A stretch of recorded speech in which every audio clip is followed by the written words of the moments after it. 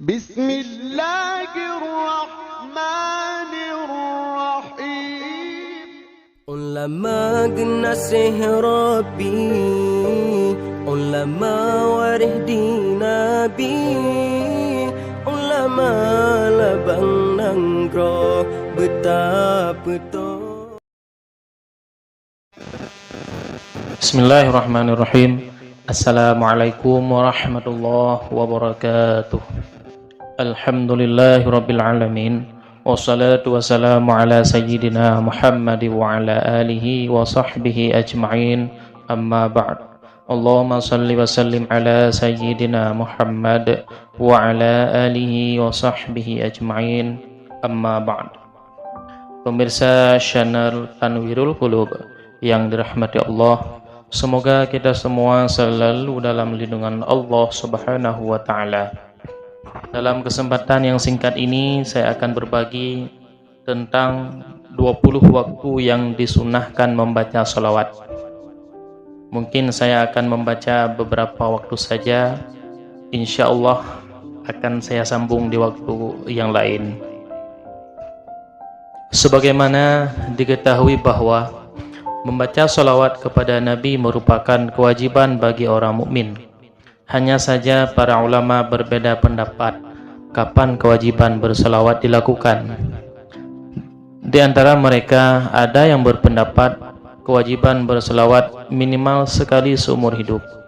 Ada juga yang berpendapat setiap kali membaca tasyahud akhir di dalam salat. Juga ada yang berpendapat setiap kali disebutkan nama Rasulullah sallallahu alaihi wasallam.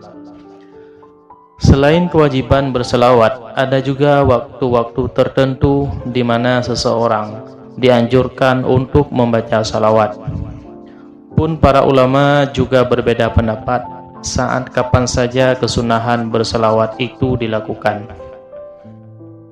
Berikut ada 20 waktu yang disunahkan untuk membaca salawat, sebagaimana disampaikan oleh Sirajuddin Al-Husaini dalam kitabnya As-salatu ala Nabi sallallahu alaihi wasallam. Yang pertama, sunnah membaca salawat setelah selesai dikumandangkannya azan. Ada beberapa hadis yang menuturkan tentang hal ini. Di antaranya hadis yang diriwayatkan oleh Imam Muslim yang artinya, bila kalian mendengar orang yang mengumandangkan azan, maka ucapkanlah seperti apa yang dia ucapkan, lalu bersalawatlah kepada Rasulullah, karena orang yang bersalawat kepadaku sekali, maka dengan salawat itu Allah bersalawat kepadanya 10 kali. Yang kedua, disunnahkan membaca salawat di awal, tengah, dan akhir doa. Dengan membaca salawat di ketiga tempat itu, saat berdoa maka akan lebih kuat potensi dikabulkannya doa tersebut dan lebih banyak lipatan pahalanya. Sebuah hadis riwayat Imam Tirmizi menjelaskan tentang membaca salawat di dalam berdoa.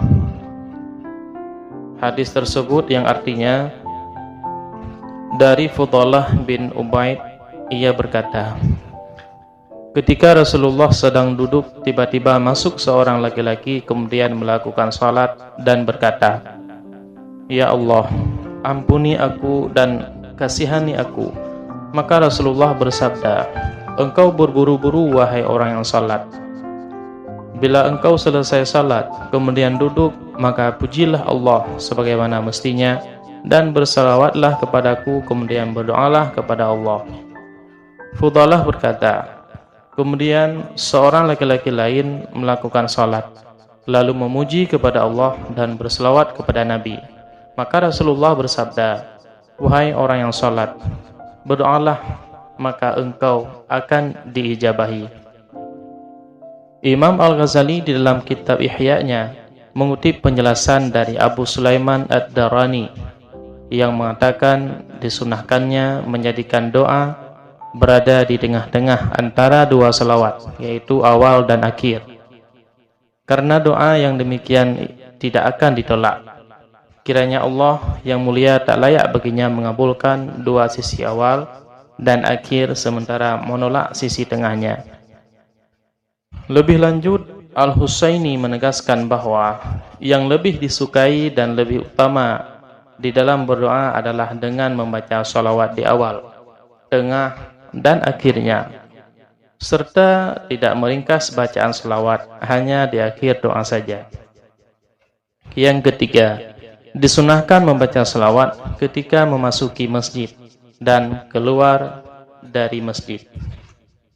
Sebuah hadis riwayat Imam At-Tirmizi dari Sayyidatina Aisyah radhiyallahu anha yang artinya adalah Rasulullah sallallahu alaihi wasallam ketika memasuki masjid, beliau bersalawat dan bersalam untuk Muhammad dan berdoa, Rabbighfir li dzunubi waftah li abwaba rahmatik.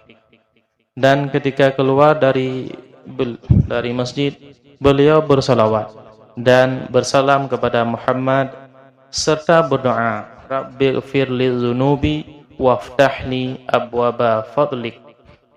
Cukup sekian 3 tempat mungkin yang sempat saya bahas. Insyaallah akan kita sambung di waktu yang lain. Hadanallahu wa iyyakum ajma'in. Wassalamualaikum warahmatullahi wabarakatuh.